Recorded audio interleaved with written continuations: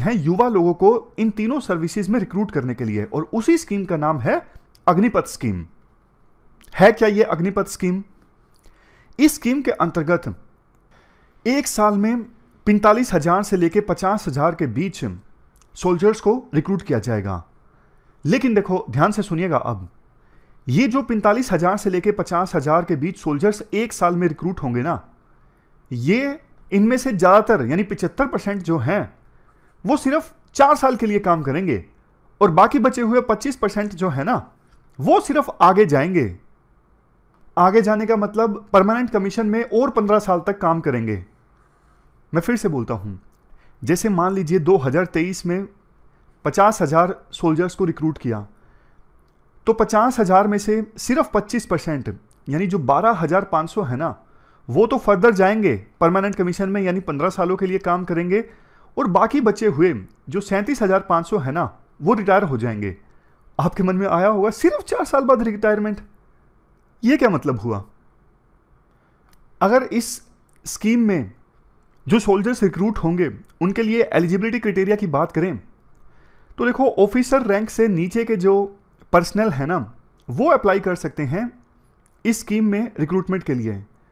Age criteria कितना है? 17.5 से लेके 21 साल के बीच में जो सोल्जर्स रिक्रूट होंगे ना इस स्कीम में, वो 4 साल के लिए काम करेंगे, और रिक्रूट होने के बाद उन्हें 6 महीने की ट्रेनिंग दी जाएगी।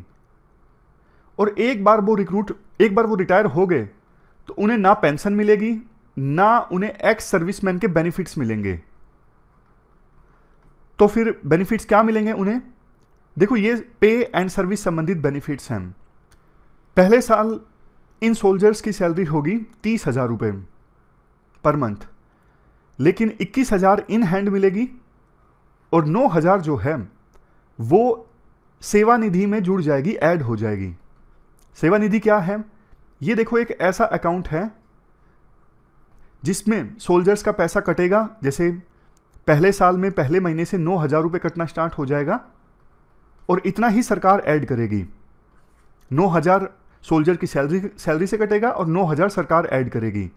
दूसरे साल में सैलरी हो जाएगी 33,000, जिसमें से 23,100 इन हैंड मिलेंगे और 9,900 अकाउंट में जमा होंगे सेवानिधि में। तीसरे साल सैलरी 36,500 और चौथे साल 40,000, जिसमें 28,000 इन हैंड मिलेंगे, 12,000 सेवानिधि में ऐड होंगे, और उतना ही सरकार अपनी तरफ से ऐड करेगी। यानी इन हैंड मिलेंगे 70% और सेवानिधि में कंट्रीब्यूट होंगे 30%। जब तक देखो 4 साल पूरे होंगे, सेवानिधि में वो सोल्जर कंट्रीब्यूट कर चुका होगा अपनी तरफ से कितने? 5,02,000, और सरकार भी उतने ही कंट्रीब्यूट कर चुकी होगी उस सोल्जर के लिए, यानी 5,02,000। दोनों को ऐड करोगे अमाउंट कितना होगा? 10,04,000। लेकिन चूंकि इस अकाउंट में जो पैसा होगा उस पर इंटरेस्ट भी मिलेगा सोल्जर को, तो फाइनली 4 साल की रिटायरमेंट के बाद उसे 11,71,000 रुपए मिलेंगे। यह है रिटायरमेंट बेनिफिट। इसके अलावा कोई पेंशन नहीं, कोई एक्स सर्विसमैन का बेनिफिट नहीं। और सैलरी तो हमने देख ही ली, इन हैंड कितनी मिलेगी? पहले साल 21,000, दूसरे साल 23,100, तीसरे साल 25,580 और चौथे साल 12,000। इसके अलावा देखो, 4 साल की ड्यूटी के दौरान 48 लाख का लाइफ इंश्योरेंस कवर भी मिलेगा, और ड्यूटी के दौरान अगर डेथ हो जाती है, यानी एक्शन में कोई सोल्जर मारा जाता है, शहीद हो जाता है, तो 1 करोड़ रुपए मिलेंगे।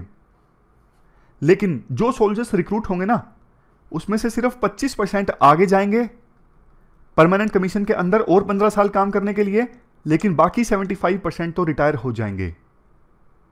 इस सिस्टम के अंदर रिक्रूटमेंट स्टार्ट होगी 90 दिनों के अंदर अंदर। एक और खास बात, अभी देखो खास करके आर्मी में आप रेजिमेंट्स देखते हो ना, Rajputana rifles, Madras regiment, Punjab regiment, Jat regiment. अब जो ये नए सोल्जर्स रिक्रूट होंगे अग्निपथ स्कीम में, ये ऑल इंडिया ऑल क्लास में जाएंगे, यानी ये किसी रेजिमेंट में नहीं जाएंगे। तो over the period of time सरकार ये जो रेजिमेंट सिस्टम है वो खत्म कर देगी। अभी जो ऑलरेडी हैं वो तो हैं ही, लेकिन जो नए हैं वो इन रेजिमेंट्स में नहीं जाएंगे। तो धीरे धीरे जो ये रेजिमेंट्स चली आ रही हैं इनमें सोल्जर्स कम होते जाएंगे ना, यही सरकार का प्लान है। तो ये पूरी स्कीम आपने समझ